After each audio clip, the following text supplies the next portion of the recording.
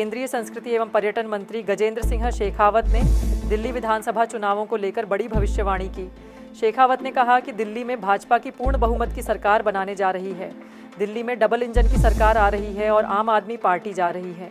कांग्रेस प्रदेश अध्यक्ष गोविंद सिंह डोटासरा पर तंज कसते हुए शेखावत ने कहा कि गमछा घुमाने से न तो सीटें जीती जाती हैं, न सरकार बनती है और न ईआरसीपी बनती है। देखिए, दिल्ली में 10 साल की अमावस की रात समाप्त होने वाली, उसका आज आखिरी दिन है, उसका निर्णायक दिन है। और मैं पूरी जिम्मेदारी से आपको यहाँ खड़े होकर के कह रहा हूँ, जैसे मैंने हरियाणा के चुनाव से पहले आपको कहा था और महाराष्ट्र के चुनाव पे भी इसी जगह खड़े होकर के कहा था, और वापस याद दिला के कह रहा हूँ, जिस दिन हरियाणा के चुनाव के मतदान के बाद आया था, तब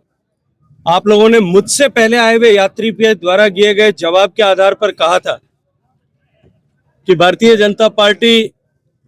की अब उल्टी गिनती शुरू हुई है, और पता नहीं उसके बाद में क्या क्या कहा था उन्होंने। तब मैंने कहा था कि जिस दिन परिणाम आएंगे उस दिन सोम सर्वस्व पित्त कथा यहाँ पे उनको वापस याद आएगी। देश की जनता ने झूठे नैरेटिव के आधार पर चुनावों को नकार दिया और परिणाम वही हुआ। हरियाणा में प्रचंड बहुमत के साथ हम जीते, महाराष्ट्र में नया रिकॉर्ड बनाते हुए हम जीते, और आज आप अपने डायरी में सब लोग लिख लीजिए, भारतीय जनता पार्टी दिल्ली में पूरे बहुमत की सरकार, प्रचंड बहुमत की सरकार बना रही है।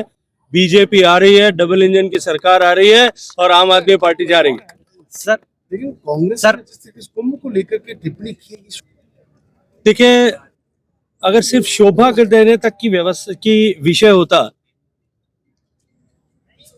तो अब तक कांग्रेस पार्टी ने का आचरण और व्यवहार, जब कभी भी भारत और भारतवासी किसी विषय पर गर्व कर सके,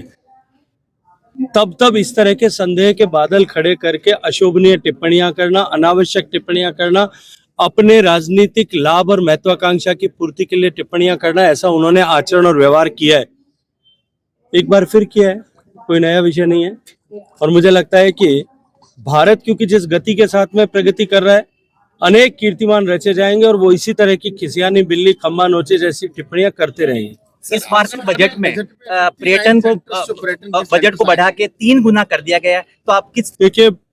माननीय प्रधानमंत्री जी के नेतृत्व में जब सरकार 2014 में पहली बार बनी, तब सरकार की प्राथमिकता ऐसी बुनियादी आवश्यकताओं की आपूर्ति करना था जिन पर पिछले 60-62 साल में, 6 दशक में, 55 साल तक राज करने वाली पार्टियों ने काम नहीं किया। गरीब के पास घर नहीं था, घर में बिजली नहीं थी, घर में शौचालय नहीं थे, पीने का पानी का प्रबंध नहीं था, गैस का चूल्हा नहीं था, सामान्य बैंक का खाता नहीं था, इलाज के लिए कोई व्यवस्था नहीं थी, और इंफ्रास्ट्रक्चर के दृष्टिकोण से भी भारत बहुत न्यूनता के स्तर पर खड़ा था। माननीय प्रधानमंत्री जी के नेतृत्व में पहले 10 साल में जिस तरह से इन सब आवश्यकताओं की पूर्ति और भारत के बेसिक इंफ्रास्ट्रक्चर को बनाने, बढ़ाने, दुरुस्त करने और फ्यूचर रेडी बनाने के लिए काम हुआ, उसके बाद में अब क्योंकि भारत पूरे विश्व के लिए आकर्षण का केंद्र बना है, निश्चित रूप से भारत में पर्यटन की संभावनाएं और भारत को दुनिया की तीसरी बड़ी अर्थव्यवस्था बनाने और विकसित भारत बनाने के सपने को पूरा होने तक 2047 तक भारत को $30 ट्रिलियन डॉलर से बड़ी अर्थव्यवस्था बनाने के उस मार्ग में टूरिज्म बहुत बड़ी भूमिका का निर्वहन करेगा। आज भारत की इकोनॉमी में टूरिज्म का कंट्रीब्यूशन लगभग 5.6% है फॉर्मल इकोनॉमी में। अगर मैं इनफॉर्मल टूरिज्म को उसके साथ जोड़ता हूं तो वो 10% तक होता है,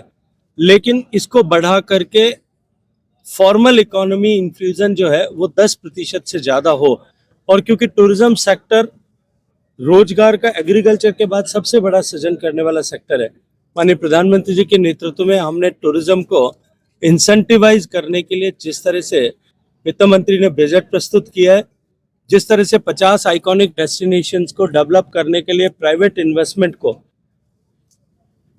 इंसेंटिवाइज करने के लिए इंफ्रास्ट्रक्चर का स्टेटस दिया है, जिसका पिछले दशकों से डिमांड हो रही थी, मैं ये मानता हूं कि एक बड़ा बूस्ट टूरिज्म को इसके माध्यम से मिलेगा। इसके अतिरिक्त भी जिस तरह से 12 लाख रुपए तक की इनकम को टैक्स से एग्जेम्प्ट किया है, जीरो कर दिया है,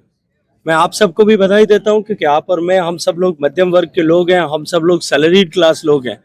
हमको 12,75,000 रुपए तक का टैक्स पर की इनकम पर अब कोई टैक्स नहीं देना पड़ेगा। ये मध्यम वर्ग को जो बड़ी सौगात दी है, और इसके चलते हुए मध्यम वर्ग की जेब में जो पैसा होगा, जो डिस्पेंसिबल इनकम बचेगी, जो बचत होगी, जैसा वित्त मंत्री ने, आदरणीय वित्त मंत्री जी ने ड्यूरिंग और बजट स्पीच उन्होंने कहा कि 25 लाख रुपए तक की इनकम वालों को टैक्स में 1,30,000 रुपए की बचत होगी। जो ये बचत होगी वो निवेशित, या तो निवेश होगी या उसको जो है घर में किसी न किसी तरह के गैजेट्स पे खरीदने पे खर्च किया जाएगा, और अन्यथा ट्रैवल और टूरिज्म इससे बूस्ट होगा। तो इससे निश्चित रूप से इकोनॉमी को भी बढ़त मिलेगी, इससे इंडस्ट्री को भी बढ़त मिलेगी, और इससे टूरिज्म को भी एक बहुत नई बड़ी उछाल और ऊंचाई देखने को मिलेगी। सर से ईआरसीपी जैसी योजनाएं नहीं आती है, ईआरसीपी में आपका नहीं, उससे आगे बढ़ करके मैं कहूंगा कि गमछा घुमाने से न तो सीटें जीती जाती है, न सरकार बनती है, और न ईआरसीपी बनती है।